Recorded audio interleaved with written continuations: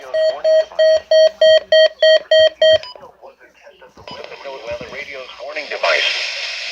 preceding signal was a test of the weather radio station's public warning system. During potentially dangerous situations, especially dome receivers can be automatically activated by the signal normally conducted by the National Weather Service. Tests of the signal and receiver's performance are normally conducted by the National Weather Service every Wednesday between 11 a.m. and 12 noon. If there is a threat of or existing severe weather in the area on Wednesday, the test will be postponed until the next available good weather day.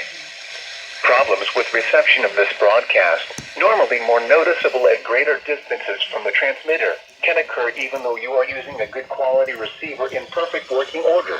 We're under an enhanced risk right now. And How? dependable warning service possible, the warning alarm will be activated for hazardous watches and warnings for the following counties: Houston, Liberty, Montgomery, Polk, San Jacinto, Trinity, and Walker. Repeating, this is a test of the NOAA Weather Radio's warning device.